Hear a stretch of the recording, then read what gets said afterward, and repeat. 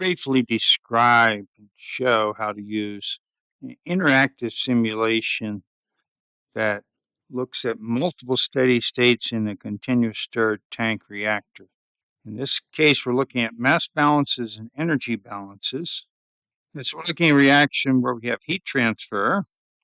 The reaction could be reversible or irreversible. Now, the simulation is located in the LearnChemE site. Here's the link to that site. Here's what the simulation looks like. The blue line, the straight line, that's an energy balance. Green line is a mass balance. The points where these two curves intersect corresponds to steady state solutions for a continuous stirred tank reactor. So for the plot as shown, we actually have three intersections. The steady state solutions that are stable are this one with no conversion and this one with high conversion. This middle one is unstable. And as soon as it drifts off a little bit, it's going to go to one or the other steady states. We can change the feed temperature to reactor. So in feed temperature 265, and there's no heat transfer. So the heat transfer coefficient is 0. So we're looking at adiabatic reactor.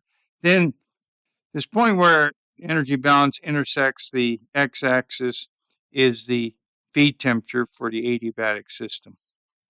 We can make the reaction reversible by increasing the reverse rate constant here at 0. That's adiabatic. We can also change the residence time in the reactor with this slider. So let's look at this interactive simulation. Here's the simulation. You can see as we've changed the feed temperature. For adiabatic case, then we change this intersection point. Now it's at 285. And we can go from 3 solutions to 1 solution, or at the lower feed temperature, also 1 solution. This 1 solution, essentially no conversion. This 1 solution at higher feed temperature is complete conversion. So at, say, 280, we have 3 solutions. Now we can change the heat transfer coefficient. What that's going to do is change both the slope and the intersection. So this intersection with the x-axis is no longer the feed temperature. And, we can go from 3 states to 1 state if we change enough. If we change the rate constant reversible reaction, then we can't get this higher conversion. And if we change enough, we can go from 3 solutions to 1 solution. And then we can change the residence time, which changes the mass balance.